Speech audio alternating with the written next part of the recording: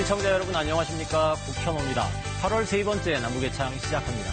안녕하세요. 전주리입니다. 오늘 준비한 주요 소식부터 보시겠습니다.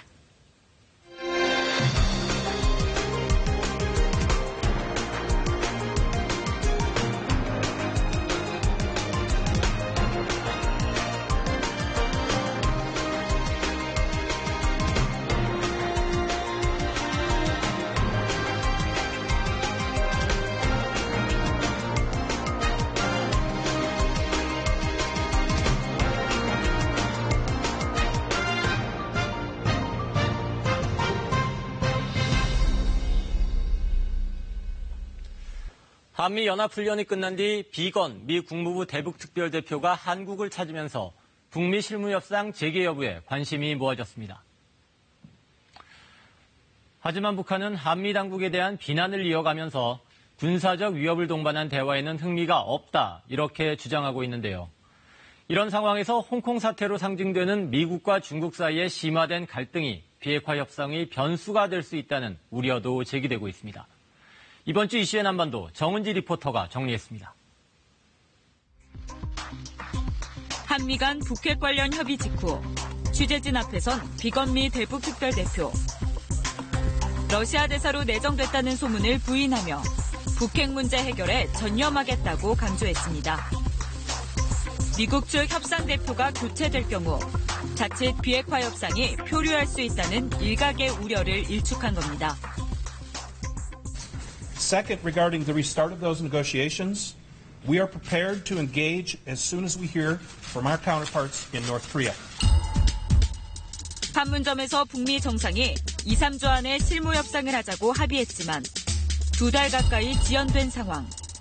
트럼프 대통령은 최근 한미 훈련이 끝나면 실무 협상을 재개하자는 김정은 위원장의 친서도 공개했지만 북한은 아직 협상에 적극 화답하지 않고 있습니다.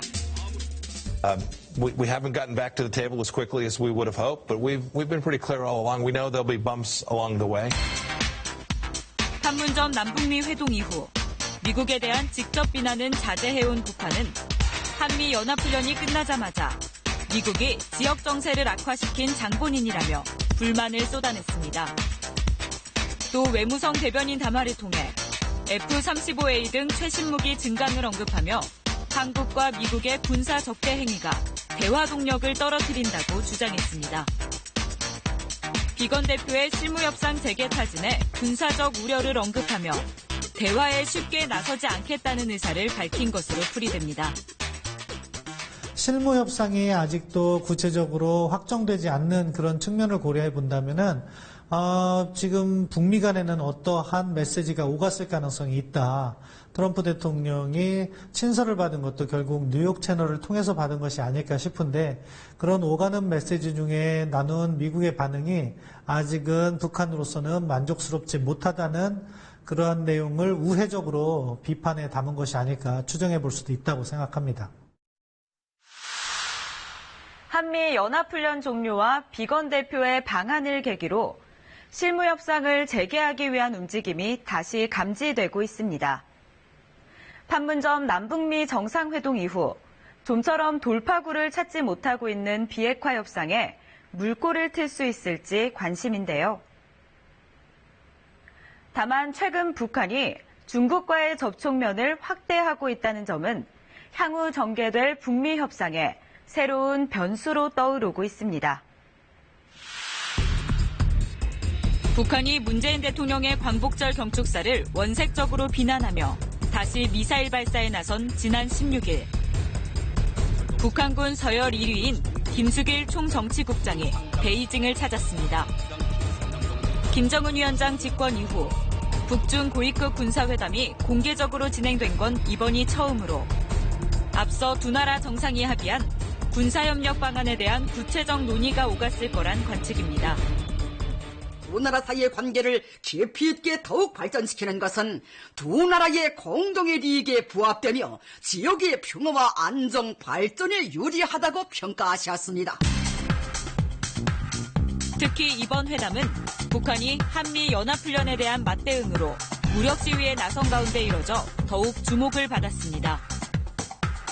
이 때문에 북한이 여느 때보다 강도 높게 훈련을 걸고 드는 데엔 중국의 입김도 작용했을 거란 관측이 조심스럽게 나옵니다.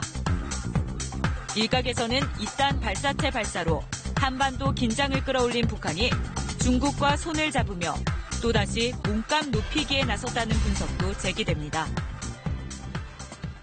북한으로서는 자신들의 행보를 미중 간의 세력 경쟁의 중간에 위치하게 함으로써 중국으로부터는 후원을 받아내고 미국으로부터는 양보를 받아내려는 그러한 계산 하에서 움직이고 있다. 결국 시진핑 주석의 6월 방북 이후에 중국으로부터 군사적 또는 경제적 후원을 받고 있다는 것을 상징하는 것이고, 그렇기 때문에 미국에 대해서는 보다 강도 높은 메시지를 낼 수 있지 않나. 지상 발사형 순항 미사일이 이동식 발사대에서 불을 뿜으며 날아오릅니다. 캘리포니아주 샌니콜러스 섬에서 발사된 이 미사일은 500km 이상을 날아 목표물에 명중했다고 미 국방부는 밝혔습니다. 이번 발사는 미국이 지난 2일 중거리 핵전력 조약 INF를 탈퇴한 지 16일 만에 이뤄진 것으로, 미국은 탈퇴 이후 아시아 지역의 중거리 미사일 배치 계획을 공개적으로 밝혀왔습니다. Whether it's in Europe, whether it's in the Asia Pacific or elsewhere, gives us and continues that deterrent posture we want to deter conflict in any region in which we deploy them in consultation with our allies and partners. 미국의 중거리 미사일 배치 계획에 중국은 물론 북한과 러시아도 반발하고 있지만 미국의 대중 공세는 갈수록 수위가 높아지고 있습니다. 트럼프 대통령은 최근 홍콩 시위 사태와 무역 협상을 연계해 중국을 압박하는가 하면 대만의 최신형 전투기 판매를 승인하는 등 연이어 중국을 자극하고 있는 겁니다.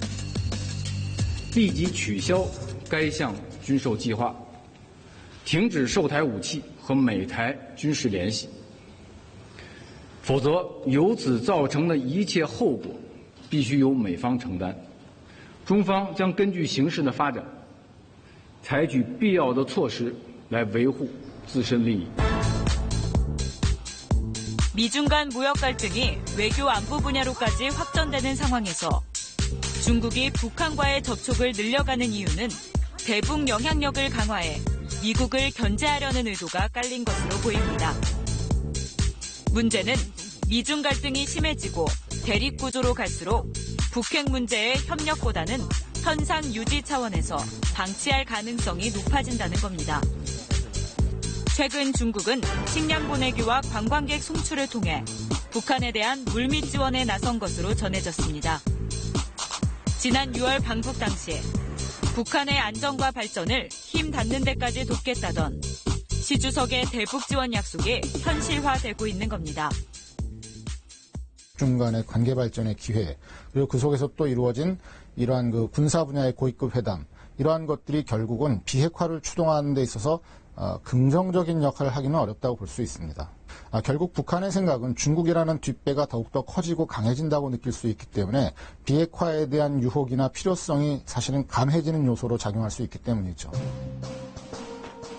특히 오는 10월은 중국 건국 70주년과 북중수교 70주년 등 굵직한 이벤트가 연이어 예정된 만큼 북중 간 다방면 교류도 더욱 활기를 띨 전망입니다. 하지만 이를 계기로 두 나라 간 중단했던 군사훈련이나 무기 지원 등 군사 교류가 본격화되면 한중, 미중 관계는 더욱 악화될 수밖에 없다는 우려도 나옵니다. 김수일 총정치국장의 그 방북을 보도하면서 북한의 언론 매체라든가 또는 중국의 언론 매체들이 공동으로 발표한 내용 중에 하나가 뭐냐면 양국 최고 지도부가 이러한 군사 분야의 교류에 대해서 각별한 관심을 가지고 있다라는 면을 본다면은 이것은 단순히 군사급 고위 회담이 아니라 양국 최고 지도부가 승인하고 의지를 가지고 추진하는 회담이라고 볼 수가 있겠고요. 이러한 여러 가지 굵직한 기념일들을 계기로 해서 북한과 중국이 군사 분야의 교류와 협력을 가일층 지속시킬 그럴 가능성이 충분히 있습니다. 이런 가운데 북한의 대남 비난도 한층 잦아지고 수위도 높아지고 있습니다. 문재인 대통령은 평화 경제에 대한 의지를 다시 한번 나타내며 깨지기 쉬운 유리 그릇을 다루듯 비핵화 국면을 살려내야 한다고 강조했습니다. 지난 19일 북한 조선중앙TV의 시사 해설입니다. 안녕하십니까. 이 시간에는 남조선 당국이 미국과 함께 벌려놓은 침략적인 합동군사 연습이 본격적인 단계에서 마무리를 가까이 하면서 더욱 미친 듯이 감행되고 있는 데 대해서 말씀드리겠습니다. 한미 합동군사연습의 명칭이 바뀐다고 해서 침략적 성격이 달라지진 않는다며 한미 훈련의 일시적 중지가 아닌 완전 중단을 촉구했습니다. 앞서 한미 양측은 연합훈련에 동맹이란 말을 빼고 훈련 명칭도 바꿨지만 북한은 노골적인 비난과 함께 미사일 발사를 이어갔습니다. 까마귀 100번 분칠해도 이 백로가 될 수 없듯이 100번 간판을 바꾸어 단다고 해서 북침전쟁 불장난 소동의 침략적 대결적 본색은 절대로 가릴 수 없습니다. 북한의 대내외 선전 매체들은 미국의 방위비 분담금 증액 요구를 언급하며 남한은 미국의 가장 만만한 먹잇감이라고 조롱하기도 했습니다. 한국 경제가 심각한 위기에 직면했지만 미국은 동정과 위로는커녕 방위비 증액 청구서를 들이대고 있다며 이것이 한미 동맹의 실체라고 주장했습니다. 지금 기본적으로 한반도 상황의 당사자를 북한과 미국으로 1대1 구도를 만들고자 하는 것이 북한의 셈법이라고 생각합니다. 그렇기 때문에 한국은 철저히 배제해야 되는 것이고 한미 관계는 틈을 이렇게 파고들어서 이간을 시키는 것이 북한의 전술적인 행보인 거죠.